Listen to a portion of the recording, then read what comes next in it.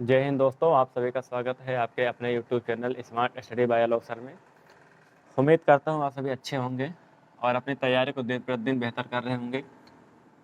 तो जैसा कि हम लोग हिंदी की एक श्रृंखला की शुरुआत किए हैं, कौन सी है? यूपी पुलिस कांस्टेबल की। ठीक है, चाहे कांस्टेबल हो, चाहे एसआई हो, चाहे फायरमैन हो, चाहे जेल वार्डन हो, हिंदी पढ़ना ही है तो पढ़ना है। ठीक है, तो हमने एक क्लास हमने देख लिया है पार्ट 1 और पार्ट 2 में करके। किसमें? पार्ट 1 और पार्ट 2। वो पार्ट कौन सा था? वो था भाषा एवं बोली। भाषा एवं बोली से संबंधित है। तो पार्ट 1 और पार्ट 2 अगर आपने नहीं देखा है तो आप जाके इसको देख लीजिए। बहुत ही सरल भाषा में, शॉर्टकट में आपको दिखाया गया है, लिखाया गया है कि किस क्षेत्र में कौन कौन सी बोलियाँ बोली जाती हैं, हिंदी दिवस कब मनाया जाता है, विश्व हिंदी दिवस कब मनाया जाता है, हमारे संविधान में कितनी भाषाएं पहले, वर्तमान में कितनी हैं और पहले कितनी भाषाएं थीं, जब वर्तमान में जोड़ा गया है तो कितने संशोधन हुए थे, तो कितनी भाषाओं को जोड़ा गया है, इनके बारे में चर्चा हुआ है। फिर हमारे लिए महत्वपूर्ण क्या था, कौन कौन से अनुच्छेद महत्वपूर्ण थे जिनको हमको पढ़ना चाहिए था, उनके बारे में चर्चा किया गया है। फिर उन अनुच्छेद के बारे में कहा गया कि कौन से अनुच्छेद में क्या लिखा गया है, उनको हम लोगों ने देखा था। तो आज का हमारा टॉपिक होगा वर्णमाला से होगा। किससे होगा? वर्णमाला से होगा।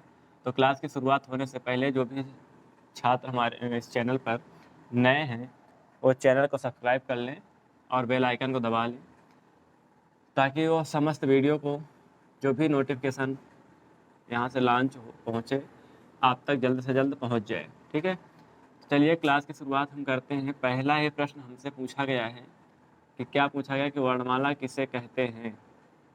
वर्णमाला किसे कहेंगे या फिर कहते हैं? ये प्रश्न पहला ही पूछा गया है यूपी पुलिस कांस्टेबल में। तो आइए हम लोग डिटेल से पढ़ेंगे, एक के बाद एक करते हुए क्वेश्चंस कैसे बनते हैं उनको भी देखेंगे, कैसे कैसे क्वेश्चंस कहाँ कहाँ पूछे गए हैं उनके बारे में भी चर्चा करेंगे। ठीक है, जैसे कि पहला क्वेश्चन आपके सामने आ गया है, वर्णमाला की परिभाषा से आ गया है।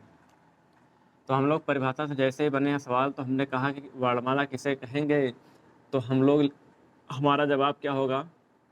वर्णों के सुव्यवस्थित समूह को, सुव्यवस्थित समूह को क्या कहते हैं? वर्णमाला कहते हैं। ये जब प्रश्न आया था तो ऐसा एक ऑप्शन बना था। तो वर्णों के सुव्यवस्थित समूह को क्या कहते हैं? वर्णमाला कहते हैं। सुव्यवस्थित ना देकर यहाँ पर क्रमबद्ध तरीका भी दे सकता है। क्रमबद्ध तरीके को क्या बोलते हैं? क्रमबद्ध तरीका या तरीकों को क्या बोलते हैं? वर्णमाला कहते हैं। ठीक है, तो ये हमारा प्रश्न था। ये पहला ही प्रश्न वर्णमाला की परिभाषा से छप चुका है। ठीक, इसको ध्यान में रखेंगे तो ज़्यादा अच्छा होगा। वर्णमाला में अगर हम बात करें कुल वर्ण कितने हैं, कुल वर्ण कितने हैं, तो कुल वर्ण है 52। कितने हैं? 52। इन्हीं 52 को हम लोग पढ़ेंगे। जैसे हम कहें कि वर्णमाला के प्रकार, वर्णमाला के प्रकार की अगर हम लोग बात करें तो वर्णमाला को 2 प्रकार में बांटा जाता है। कितने भागों में? 2 भागों में बांटा जाता है। एक होता है स्वर, दूसरा होता है व्यंजन। एक होता है स्वर, दूसरा होता है व्यंजन। तो व्यंजन किसे कहते हैं? तो व्यंजन किसे कहते हैं? जिनका उच्चारण, जिनका उच्चारण स्वतंत्र रूप से होता है। किससे होता है? स्वतंत्र रूप से होता है, उन्हें क्या कहते हैं? स्वर कहते हैं। ठीक है, जिनका उच्चारण स्वतंत्र रूप से होता है उन्हें क्या कहते हैं? स्वर कहते हैं। देखिए, आपको लिखना पड़ेगा। अगर आप लिखते नहीं हैं तो आपको चीज़ें याद नहीं होंगी, फिर आप भूल जाओगे बहुत जल्द। ठीक है, जितना ज़्यादा लिखेंगे उतना ज़्यादा हमको याद रहता है, सोचने की क्षमता बढ़ती है। व्यंजन किसे कहते हैं? तो इसकी भी परिभाषा बन जाएगी, क्या बनेगी? कि जिनका उच्चारण, जिनका उच्चारण स्वरों की सहायता से होता है। किससे होता है? स्वरों की सहायता से होता है। याद रहेगा। एक ऐसा है जिनमें स्वतंत्र उच्चारण हो रहा है, किसी अन्य वर्णों की सहायता नहीं लिया जा रहा है। लेकिन एक ऐसा है व्यंजन है जिसका उच्चारण करने में स्वरों की सहायता लेनी पड़ रही है। किसकी? स्वरों की सहायता लेनी पड़ रही है। ठीक है, ये तो हो गया इनकी परिभाषा। अब आते हैं स्वर पे। किस पे आते हैं? स्वर पे। स्वरों की संख्या कितनी है? कुल संख्या कितनी है स्वरों की, या फिर स्वरों की संख्या अगर पूछ ले, दोनों ही कंडीशन में हमारा जवाब क्या होगा, 11 है। कितने हैं, 11 हैं। स्वरों की कुल संख्या 11, स्वरों की संख्या 11। लेकिन कुछ कंडीशंस आती हैं, उनके अनुसार हमारे स्वरों की संख्या में परिवर्तन हो जाता है। जैसे कि अगर हम कहें परंपरागत रूप से, क्या कहें, परंपरागत परंपरागत रूप से स्वरों की संख्या कितनी है, ध्यान से देखिएगा, स्वरों की संख्या कितनी है, तो परंपरागत रूप से स्वरों की संख्या कितनी है, 13 है। फिर हम अगला क्वेश्चन बना रहे हैं आपसे, हम कहते हैं कि उच्चारण के आधार पर, उच्चारण के आधार पर स्वरों की संख्या कितनी है, तो आपका जवाब क्या आएगा, 10। कितना आएगा, 10। देखिए हम कहते हैं कि लेखन के आधार पर, लेखन के आधार पर स्वरों की संख्या कितनी है, 11। कितनी है, 11।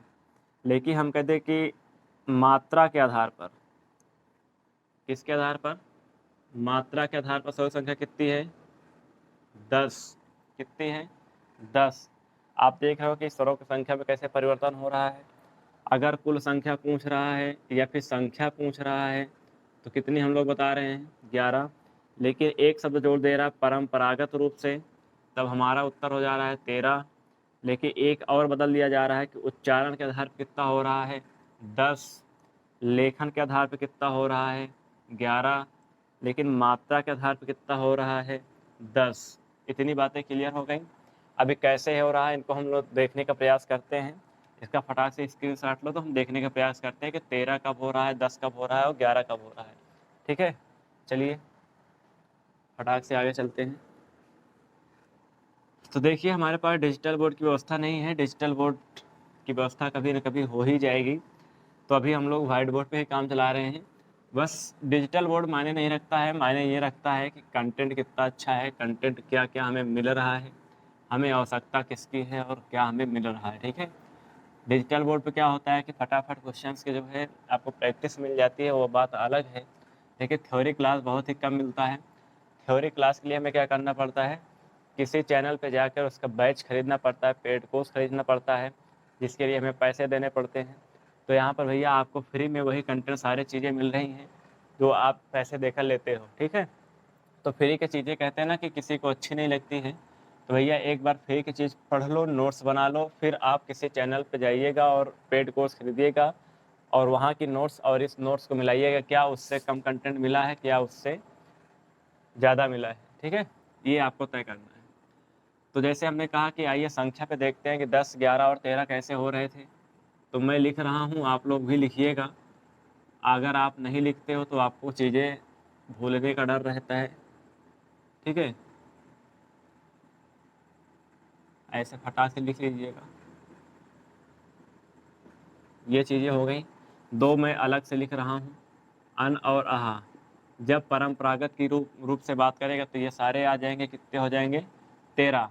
लेकिन जब हमने कहा कि वो उच्चारण होगा, जब उच्चारण के आधार पर इसका नहीं होगा, ऋषि नहीं होगा। उच्चारण के आधार पर ऋषि नहीं होगा। क्यों नहीं होगा, क्योंकि स्वर जो होते हैं वो स्वतंत्र रूप से होते हैं, उसमें व्यंजन का प्रयोग नहीं होगा। लेकिन जब री का प्रयोग करते हैं तो री होता है, री होता है तो इसको जब हलंत करते हैं तो ऐसा कुछ बनता है, स्वर के साथ किसका मेल हो गया, व्यंजन का। इसलिए उच्चारण के आधार पर स्वरों की संख्या का क्या हो जाएगी, 11, ओ सॉरी 10। कितने हो जाएंगे, 10, क्योंकि ये कम हो गया, बाकी सबका उच्चारण में स्वर है, केवल व्यंजन का प्रयोग नहीं हुआ है। ठीक है, लेकिन जब हम कह रहे हैं कि जब मात्रा के आधार पर बात करेंगे तो सबकी मात्रा होती है, इसकी मात्रा ये होती है, इसकी मात्रा इधर होती है, इसकी ऐसे होती है, ऐसे होती है, ऐसे होती है ना। इसकी भी एक मात्रा होती है ऐसे करके, ऋषि करके, ये ए, फिर ऐ, फिर ओ, फिर अ, इन सब की मात्रा होती है। लेकिन क्या छोटा की मात्रा होती है, नहीं होती है। तो मात्रा के आधार पर ये भैया छोटा नहीं होगा, लेकिन मात्रा के आधार पर ऋषि हो जाएगा। इतनी बातें आप लोग जान गए। हमने देख लिया लेखन के आधार पर। अगर हम बात करें तो लेखन के आधार पर जब हम लिख रहे हैं तो ये देख रहे हो पूरा 11 को 11 लिख रहे हैं ना, ये क्या हो जाएगी संख्या 11। तो आप लोगों को क्लियर हो गया होगा कि संख्या 10 कब हो रही है, 11 कब हो रही है और 13 कब हो रही है ना। इतनी बातें क्लियर हो गई। जब क्वेश्चन आपसे पूछा गया है यूपी पुलिस में कि स्वरों की संख्या है, डाट डाट करके पूछा स्वरों की संख्या है, तो स्वरों की संख्या चाहे पूछे चाहे स्वरों की कुल संख्या पूछे, हमारा जवाब क्या होगा हमेशा 11। लेकिन जब उच्चारण का ले ले नाम तो 10, जब मात्रा का नाम ले ले तब भी 10, जब परंपरागत के रूप की बात करेगा तो कितना होगा 13, और जब लेखन की बात करेगा तो लेखन की बात में कितना हो जाएगा 10। इतनी बातें क्लियर हो गई हैं। आइए अब आगे थोड़ा सा देखते हैं, ये दो को जो अलग लिखे हैं अन और अहा को, ये क्या होते हैं। जब इन दोनों की बात करेगा, ये दोनों को नाम क्या होता है आयोग वाह। क्या नाम होता है आयोग वाह होता है। क्यों होते हैं, क्योंकि इनके काउंटिंग ना तो हम व्यंजन में करते हैं ना तो स्वर में करते हैं। ठीक है भाई साहब, देखिएगा इधर इधर देखिएगा। ठीक है, लिखने में थोड़ा सा भी व्यस्त रही कम होइए। अभी मौका दिया जाएगा आपको, स्क्रीनशॉट लेकर आप फिर से दोबारा आप लिख सकते हैं। ठीक है, जब इसकी बात करेगा अन की बात करेगा तो ये क्या है अनुस्वार है। क्या है अनुस्वार है। और आहा की बात करेगा तो क्या है विसर्ग है। क्या है अनुस्वार का एक सिंबल होता है कैसा ऐसा करके, और विसर्ग का एक सिंबल होता है ऐसा करके। ठीक है, इसका उच्चारण हा की तरह होता है। किसकी तरह होता है हा की तरह होता है। ठीक है, अभी बताते रहे हा का नाम क्या होता है। हा को बोलते हैं काकल्य व्यंजन या फिर काकल्य वर्ण। ठीक है, ये नाम भी होता है। जब दोनों की बात करेगा तो आयोग वा, अन की बात करेगा तो अनुस्वार, विसर्ग की बात करेगा तो आहा। लेकिन जब अन की बात करेगा और ऑप्शन में अनुस्वार नहीं होगा तो हमारा कौन सा ऑप्शन सही होगा आयोग वा। क्या सही होगा आयोग वा सही होगा। इतनी बातें क्लियर हो गई हैं, फटाक से स्क्रीनशॉट ले लो तो आगे चलें। चलिए आगे चलते हैं। अब आइए इनको हम लोग बांटते हैं प्रकार में। कैसे बांटते हैं जैसे कि हम लोग कहें कि उच्चारण या फिर मात्रा के आधार पर। किसके आधार पर उच्चारण या मात्रा के आधार पर। तो आइए हम थोड़ा सा एक क्वेश्चन लिख रहे हैं, आप लोग लिखिएगा और बताने का प्रयास कीजिएगा। क्या है मतलब कि निम्न में से किसमें किसमें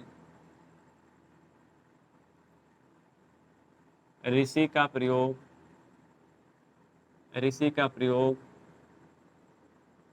नहीं हुआ है।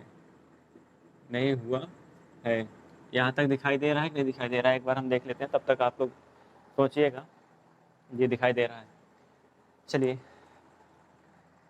जैसे हमने कहा कि निम्न में से किसमें जो है ऋषि का प्रयोग नहीं हुआ है। ठीक है, तो मैं ऑप्शन लिख रहा हूँ कृपा, कृपया, कृषि, क्रिया। ये आपके पास 4 ऑप्शन हैं। आप लोग बताइए कि फटाफट किसमें ऋषि का प्रयोग नहीं हुआ है। ऐसा करके पूछा गया है, लेकिन जब पूछा जाएगा मतलब आपसे तो 3 में होगा, 1 में नहीं होगा।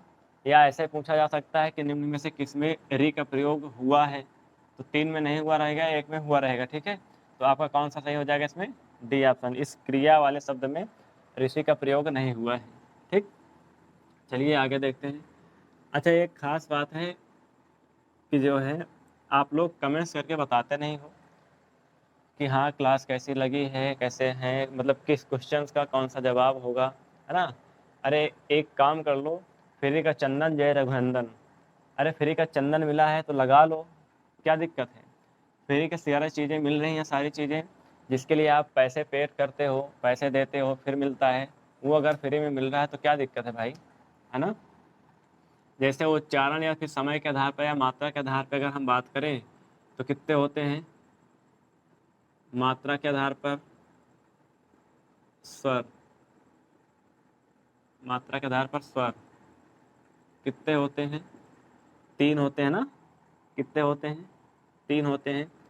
एक होता है ह्रस्व स्वर, कौन सा होता है ह्रस्व स्वर। दूसरा होता है दीर्घ स्वर। तीसरा होता है प्लुत स्वर। ठीक है, तो प्लुत के बारे में थोड़ी सी चर्चा कर रहे हैं। प्लुत का प्रयोग कहाँ होता है, संस्कृत के शब्दों में होता है। कहाँ होता है संस्कृत के शब्द में होता है। इसका अर्थ क्या होता है? उझलता हुआ। क्या होता है? उझलता हुआ, ठीक है। उझलता का मतलब है थोड़ी देर उलझे रहना। इसे त्रिमात्रिक स्वर भी कहते हैं। इसे क्या कहते हैं? त्रिमात्रिक स्वर भी कहते हैं, ठीक है। मतलब 3 मात्रा वाला स्वर है। इसका सिंबल की अगर हम लोग बात करें तो इसका सिंबल या तो ऐसा वाला होता है डा, या फिर ऐसे तिक के 3 हिंदी वाला होता है। कैसे शब्दों में प्रयोग होता है, इससे सवाल भी बना है। जैसे कि हम लोग लिखते हैं ओम। क्या लिखते हैं? ओम। तो इसमें प्लुत स्वर का प्रयोग हुआ है, ये दिख रहा है। जैसे हम लोग लिखते हैं राम। क्या लिखते हैं? राम। इसमें भी प्लुत स्वर का प्रयोग हुआ है। एक शब्द आपको देखने को मिलता है संस्कृत में, कैसा? कोअपि। इसको लोग जो नहीं जानते वो बोलते हैं कि कोडपि, लेकिन कोडपि नहीं लिखा है। क्या लिखा है? कोअपि लिखा है। तो कोअपि लंबा पढ़ने में लग रहा है, जैसे पढ़ रहे हैं कि ओम राम ना। तो इसका प्रयोग कहाँ करते हैं हम लोग? इसका प्रयोग हम लोग करते हैं किसी दूर खड़े व्यक्ति को बुलाने में। दूर खड़े व्यक्ति को बुलाने में, या फिर नाटक के संवाद में ना। कैसे नाटक के संवाद में? जैसे नाटक चल रहा होता है, रामायण चल रहा होता है, सीता जी का हरण हो जाता है, तो राम वन में घूमते रहते हैं। जब घूमते रहते हैं तो सीता जी को वो बुलाते हैं। क्या कहते हैं कि सीते, तो लंबे दूर तक बुलाते हैं। तो वही लास्ट में जो लंबा समय खींच रहा है, त्रिमात्रिक स्वर का प्रयोग करके तब बुला रहे हैं, ठीक है। ये बातें हो गई। सिंबल पता चल गया। ये हिंदी का जो तिक के 3 बनाते हैं ऐसा सिंबल बनेगा, या तो ऐसा करके उल्टा यस के, या ऐसे बनेगा, ठीक है, यस के टाइप में, या उल्टा 2 के टाइप में, ठीक है। ये बातें हो गई। हरस स्वर को क्या कहते हैं? हरस स्वर को एक मात्रिक स्वर भी कहते हैं। क्या कहते हैं? एक मात्रिक स्वर भी कहते हैं, या इन्हीं को मूल स्वर भी कहते हैं। क्या कहते हैं? मूल स्वर भी कहते हैं, या इन्हीं को हम लोग मौलिक स्वर भी कहते हैं। क्या कहते हैं? मौलिक स्वर भी कहते हैं। देखिएगा नाम, एक नाम हरस स्वर, दूसरा एक मात्रिक, तीसरा मूल स्वर, चौथा हरस स्वर। मूल स्वर क्यों कहते हैं? मौलिक स्वर का किस क्यों कहते हैं? क्योंकि ऐसे स्वर जिनके उच्चारण में किन्हीं अन्य स्वरों की सहायता नहीं लेनी पड़ती है, या फिर ऐसे कहते हैं कि इनकी उत्पत्ति किन्हीं अन्य स्वरों की सहायता से नहीं हुई है, इन्हें क्या कहते हैं? मूल स्वर, मौलिक स्वर। एक मात्रिक स्वर क्या कहते हैं? एक मात्रिक स्वर इसलिए कहते हैं क्योंकि इनके उच्चारण में सबसे कम समय लगता है, और एक मात्रा का समय लगता है। कितनी मात्रा का? एक मात्रा का समय लगता है, इसलिए इन्हें एक मात्रिक स्वर कहते हैं, ठीक है। और हरस का मतलब छोटा होता है, मतलब छोटे वाले वर्ण होते हैं। छोटे वाले का मतलब कैसे है? जैसे एग्जाम्पल में लिखिएगा, 4 है, इनकी संख्या कितनी है? 4 है। एक है छोटा, छोटी, छोटा ऊ और ऋषि, 4 ये होती हैं। बाकी जो बच गए वो क्या होते हैं? 7 दीर्घ स्वर होते हैं। क्या होते हैं? दीर्घ। दीर्घ का मतलब बड़ा। बड़ा का मतलब क्या है? जैसे कि हम कहें बड़ा आ, बड़ी ई, बड़ा ऊ, ए, ऐ, ओ और औ। ये इनकी संख्या 7 है, ठीक है। इन 7 का प्रयोग क्या नाम क्या होता है? दीर्घ स्वर। दीर्घ स्वर होता है, लेकिन दीर्घ स्वर के साथ साथ, ये नीचे वाला हटा दे रहे हैं आप, स्क्रीनशॉट ले लीजिए, तो हटा के बना रहे हैं, ठीक। दीर्घ स्वर के साथ साथ क्या होता है?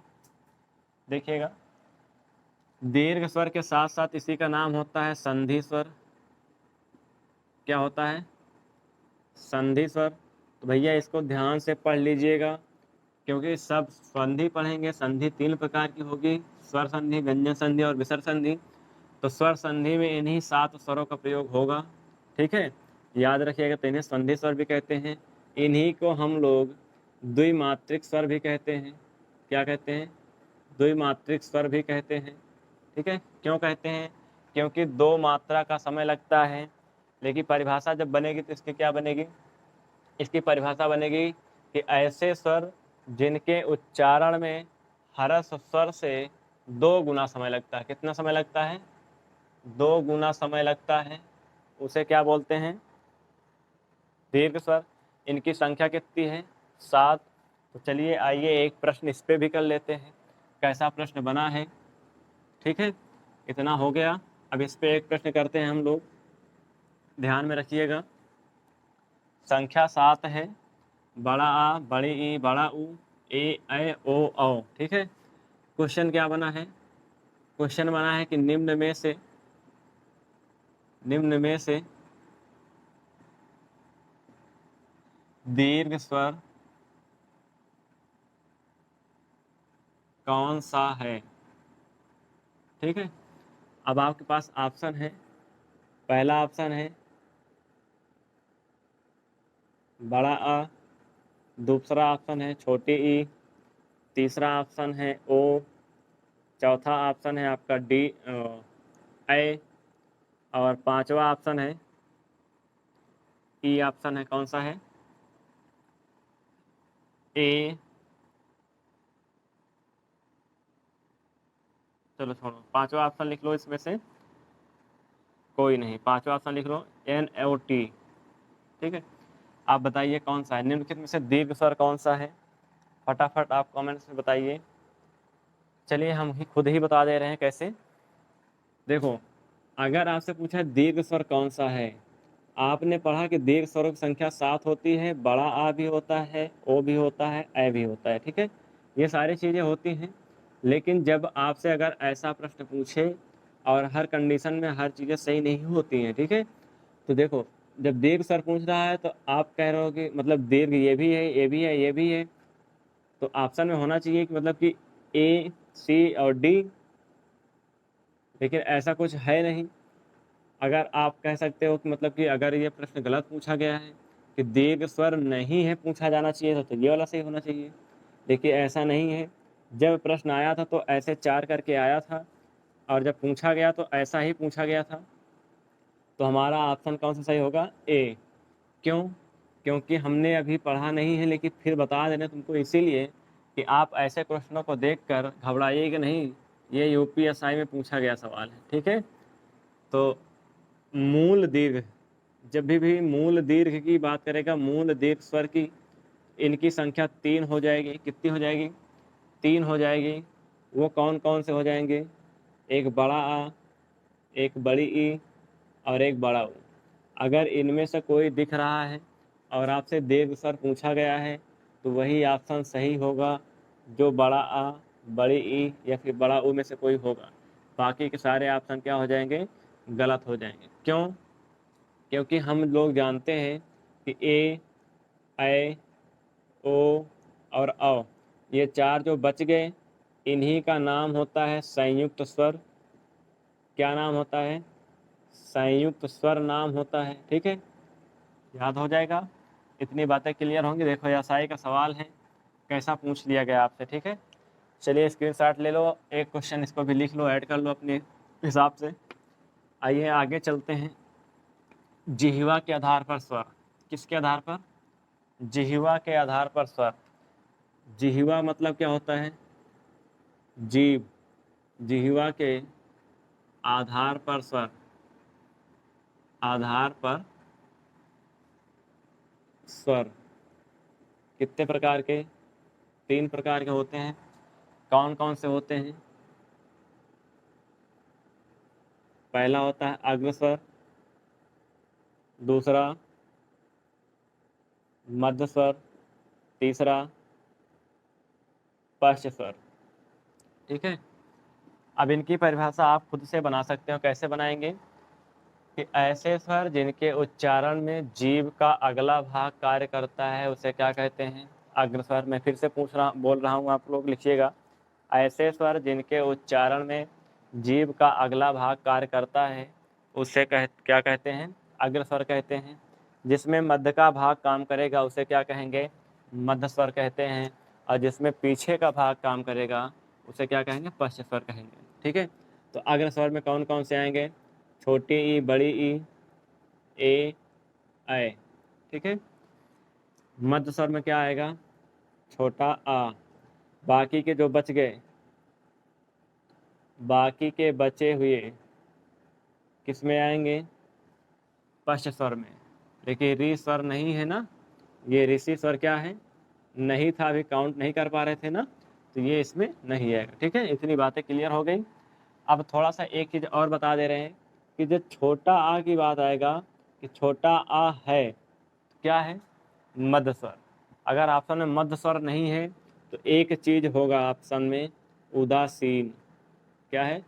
उदासीन वर्ण, क्योंकि इसका उच्चारण करने में जिह्वा ना के बराबर काम करती है। जब ना के बराबर काम करे तो हम क्या बोल देंगे? उदासीन। क्या बोल देंगे? उदासीन। इतनी बातें क्लियर हो गई, फटाक से स्क्रीनशॉट लो, फिर आगे चलते हैं। चलिए, इतनी बातें क्लियर हो गई। अब आइए थोड़ा सा व्यंजन के बारे में चर्चा कर लेते हैं। ठीक है, किसके बारे में? व्यंजन के बारे में चर्चा कर लेते हैं। व्यंजन है क्या, इनके बारे में। ठीक है, व्यंजन किसे कहते हैं? अभी हमने देखा परिभाषा कि ऐसे वर्ण जिनके उच्चारण में स्वरों की सहायता लेनी पड़ती है उन्हें व्यंजन कहते हैं। तो स्वर की परिभाषा आपको समझ में आ गई कि जिनका उच्चारण स्वरों की सहायता से होता है उन्हें क्या कहते हैं? व्यंजन कहते हैं। इनकी संख्या कितनी है भैया? इनकी संख्या है 33। कितनी है? 33। आप लोग गिनिएगा, यहाँ से लेकर यहाँ तक आप लोग गिनिएगा कितने मिल रहे हैं? 33 मिल रहे हैं। कितने मिल रहे हैं? 33। ठीक है, आइए इनके बारे में थोड़ा सा चर्चा करते हैं। अगर हम लोग थोड़ा सा देखना चाहें कि व्यंजन 33 स्वर 11, थोड़ा सा संख्या देख लेते हैं। कुल 52 है तो 52 को ऐड करना भी होगा। अगर हम लोग व्यंजन की बात करें, व्यंजन 33 हैं, स्वर की बात करें, स्वर 11 हैं। अगर हम लोग इनको जोड़ें तो कितना हो रहा है? 44। लेकिन ये चार आपको और दिखाई दे रहे हैं, इनका नाम है संयुक्त। क्या नाम है? संयुक्त वर्ण, यानी कि संयुक्त व्यंजन। इनकी संख्या कितनी है? 4। कितने हो जाएंगे? 48, यानी कि 48। लेकिन 48 ही हो रहा है, संख्या कितनी है? 52। तो हमने दो देखा था किनको? आयोगवाह को, उनको भी तो ऐड करेंगे इसी में। आयोगवाह की संख्या कितनी थी? 2। अब कितना हो गया? 50। दो और हम लोग लिख लेते हैं। एक होता है ये वाला डा, जिसके नीचे नुक्ता का चिन्ह लगा होता है। ये जो बिंदी लगी है इसका किसका नाम है? इसका नाम क्या है? नुक्ता। और एक और लिख लेते हैं, ये ढा। इसी को बोलते हैं हम लोग द्विगुण व्यंजन। क्या बोलते हैं? द्विगुण, या फिर उत्क्षिप्त। इनकी संख्या कितनी? 2। टोटल कितने हो गए? 52। इतनी बातें क्लियर हो गई। अब ये देखो संयुक्त वाले हैं, इनके बारे में चर्चा कर लेते हैं थोड़ा सा। कौन किसके योग से बना है? तो छा जो बना है वो बना है आधा का प्लस मूर्धन वाले सा से। इसका नाम क्या है? मूर्धन्य सा। ठीक है, ये आधा ता प्लस रा से मिलकर बना है। ये आधा जा प्लस इया से मिलकर बना है। ये आधा तालब वाला सा प्लस रा से मिलकर बना है। इसका नाम है तालब सा। ठीक है, यहाँ पे मैं लिख रहा हूँ, आप लोग बोलिएगा फटाफट। इसका नाम है तालब सा। क्या नाम है? तालब सा। तालब सा। इसका क्या नाम है? इसका नाम है मूर्धन्य सा। मूर्धन्य सा। इसका क्या नाम है? इसका नाम है दंत सा। इसका क्या नाम है? हमने अभी स्वर में देखा था जब बताया कि इसी के उच्चारण होता है विसर्ग की तरह। इसका क्या नाम है? काकल्य वर्ण, या फिर स्वर यंत्रीय वर्ण। ठीक है, काकल वर्ण या फिर स्वर यंत्रीय वर्ण। तो चारों को देख लिया। इन चारों का नाम ले अगर हम, तो चारों का क्या नाम है एक साथ? तो इन्हीं का नाम है ऊष्म व्यंजन। क्या नाम है? ऊष्म व्यंजन है। इन्हीं को संघर्षी व्यंजन भी कहते हैं, ऊष्म संघर्षी भी कहते हैं। इनका क्या नाम है? इन चारों का, इन चारों का नाम है अंतस्थ वर्ण। अंतस्थ वर्ण क्यों कहते हैं? क्योंकि इनका उच्चारण पेट से होता है, यानी अंदर से निकलता है ना, इसीलिए अंतस्थ वर्ण कहते हैं। इनकी संख्या कितनी है? 4 है। कितनी है? 4 है। ऊष्म व्यंजन की संख्या कितनी है? 4 है। यहाँ से लेकर अगर हम यहाँ तक की बात करें, अगर हम लोग इनको वर्गों में बांटें तो इनकी संख्या कितनी है टोटल? एक वर्ग में कितने दिखाई दे रहे हैं? 5। 1 2 3 4 और 5। तो इसको अगर हम नाम दें तो इसको नाम क्या दे सकते हैं हम लोग? का वर्ग। क्या नाम दे सकते हैं? का वर्ग। इसको चा वर्ग, इसको टा वर्ग, और इसको ता वर्ग, और इसको पा वर्ग। तो 5 वर्गों में हमने बांट दिया है कचटतक के रूप में। एक वर्ग में 5, ऐसे हमारे पास 5 वर्ग हैं। तो इनकी संख्या कितनी हो जाएगी? 25। कितनी हो जाएगी? 25। अब इन्हीं 25 को हम लोग किस नाम से बुलाते हैं? या तो स्पर्शी व्यंजन, या तो स्पर्शी व्यंजन, या फिर वर्गीय व्यंजन, या फिर वर्गीय व्यंजन के नाम से जानते हैं। इन्हीं को स्पर्शी व्यंजन और वर्गीय व्यंजन के नाम से जानते हैं। इतना आप लोग स्क्रीनशॉट लीजिएगा। तो इधर का हटा के कुछ इनके बारे में चर्चा करने जा रहे हैं फटाक से, ठीक है। चलो अभी आइए देखते हैं थोड़ा सा इनके बारे में। या और वाह, इन्हें और किस नाम से जाना जाता है? या और वाह को हम लोग अर्धस्वर भी कहते हैं। क्या कहते हैं? अर्धस्वर भी कहते हैं। बात समझ में आई? क्यों कहते हैं? जब तक हम लोग देख नहीं लेंगे, प्रैक्टिकल कर नहीं लेंगे, तब तक विश्वास नहीं मानेंगे। आइए हम लोग विश्वास दिलाते हैं। कैसे? जैसे आपने देखा होगा महिलाएं लिखा जाता है। महिलाएं, महिलाएं आप लोग ऐसे भी लिख लेते हो, और आप लोग कभी कभी ऐसे भी लिख लेते हो महिलाएं। तो दोनों तरीके से देखो, इसमें व्यंजन का प्रयोग, इसमें स्वर के रूप में, ठीक है। जैसे आप लोग लिखते हो, कभी कभी लिखते हो कौवा, और कभी कभी ऐसा लिख लेते हो कौवा। तो कभी स्वर के रूप में, कभी व्यंजन के रूप में।